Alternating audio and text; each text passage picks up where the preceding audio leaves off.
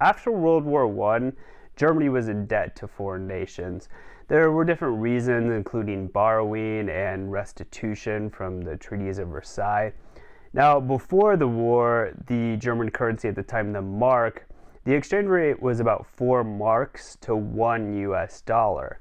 Now, after the war in 1920, that increased to between 60 and 70 marks to 1 US dollar.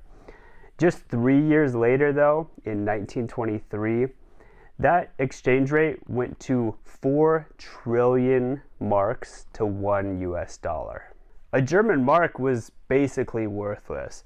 During this time, people would be eating a meal, and the price of the meal would increase while they were in the restaurant.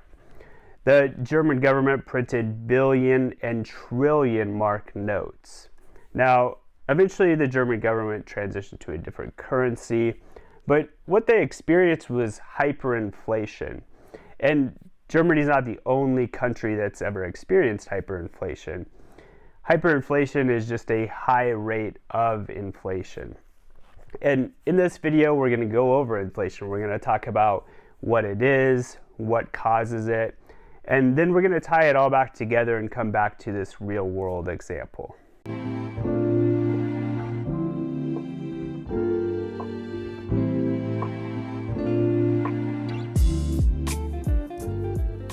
Inflation is a big topic in politics, of course, economics, and even people's everyday lives. And inflation affects all of us. So the first thing we need to do is figure out what is inflation. Inflation is just an increase in prices. And we can figure that out by taking the current price subtracted by some previous price. And that gives us the increase in prices, which shows us what inflation is. And we can figure out what the inflation rate is, which is what you see on the news or different reports, things like that, by taking the current price subtracted by the previous price and taking that number divided by the previous price. One important thing to know before we go any further is inflation is an increase in prices. Inflation is not what causes prices to increase. I think that's important, and I think a lot of people get that confused. Another thing to note is you can't have negative inflation. Negative inflation is just what we call deflation, and that's when current prices are lower than previous prices. And this happens in recessions and things like that. So inflation is when prices increase. Deflation is when prices decrease. Now, there's different ways to measure inflation. The Bureau of Labor Statistics uses the Consumer Price Index, and this is the kind of standard measurement for inflation. The Consumer Price Index is the price of a weighted average of a basket of goods. And they take different goods that a lot of people use, and they measure the price change from one month to the next of this basket of goods. And it's very specific. They'll look at something like a gallon of the Kroger brand vitamin D milk from the Kroger store on Chambers Road in Columbus, Ohio. And they take that measurement every month. And that should make sense, right? If you took the price of that same gallon of milk in Ohio one month and you compare it to, say, a liter of almond milk in a Walmart in Boston the next month, these are two different products. The prices are going to be different. The price change is going to be different. So it's important to take that specific product in that specific location so you can measure the change month over month. We know what inflation is and we know how it's measured. Let's look and see what causes inflation. And there's a few different reasons, but we're going to stick with the one main reason, and we're going to go over a very simplified version of it, and then we're going to look at more of an economic perspective with the math and kind of the theory behind it to see what causes inflation. The number one cause of inflation, what we're going to focus on, is an increase in the supply of money. And this occurs when the Federal Reserve prints money. Now, disclaimer, it's much more complex than that, but it'll take a whole different video to explain So we're going to keep it simple, and we're just going to say that the Fed prints money, which adds to the money supply. As the Feds print money, there's an increase to the money supply, which means that we see an increase in the demand for money. And this makes sense. Just think about it for yourself. If you had X amount of dollars, or you had an X amount of income, and there was more money out there, you would probably want some of that money.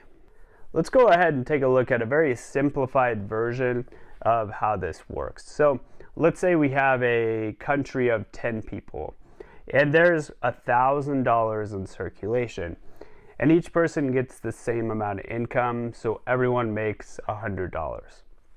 So let's pretend that there's only one product that people can buy, and everyone uses their money to buy this one product and uses all of their money. So this product is worth $10, so everyone gets 10 of this product. Let's say the money supply increases by $100, so there's $1,100 or $1,100 in circulation now.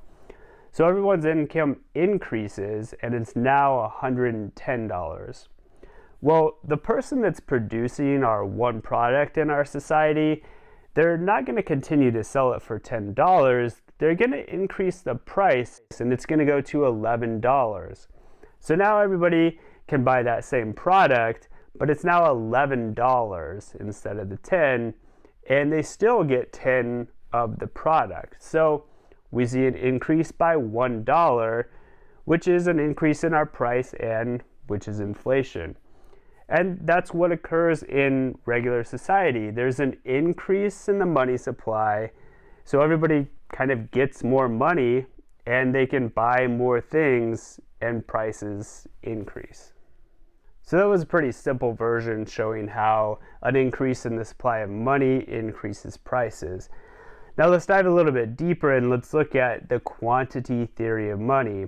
And the quantity theory of money shows that as the quantity of money increases, so does prices. Now, another way that inflation occurs is an increase in the velocity of money.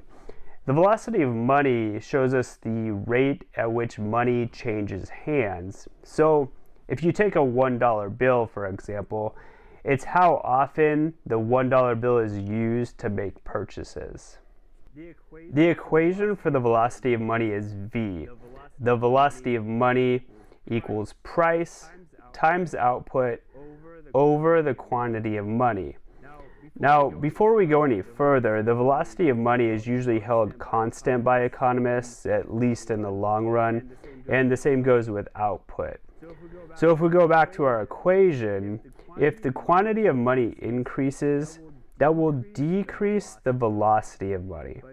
But remember, the velocity of money is constant, which means that something in the numerator must change at the same rate as the quantity of money.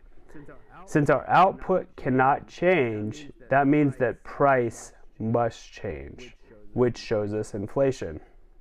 The quantity theory of money provides us with a mathematical equation that shows us that an increase in the quantity of money increases prices. We can take it a step further, and we can move our m to the left-hand side, and now we have to balance both sides.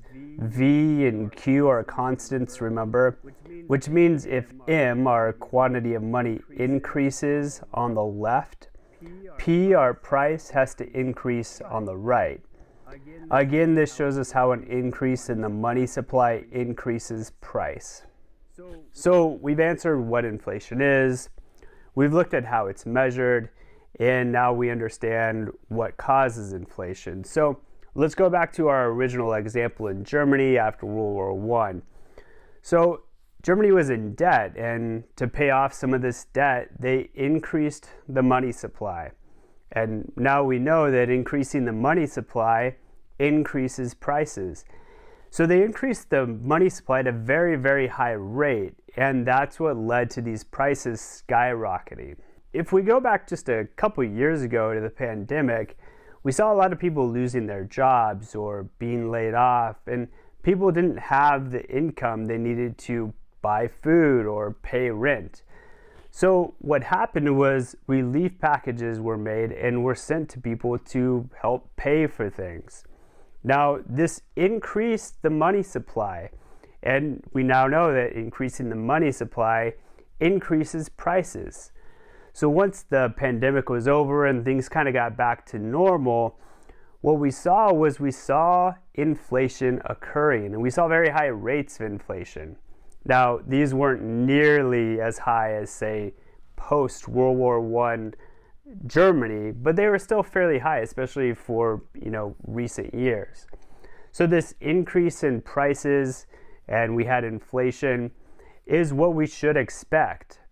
But the thing with the relief packages were, if those weren't provided, people would lose their homes and people would not be able to eat and buy the very necessities that they needed to survive. So in the end, I think that we can all agree that it was a good trade-off for a little bit of inflation to help people survive. Hopefully at this point you better understand inflation, and if you did learn something, make sure to like and subscribe. And keep an eye out for the other videos that are going to be coming out on inflation. And I'll see you on the next video. Thanks.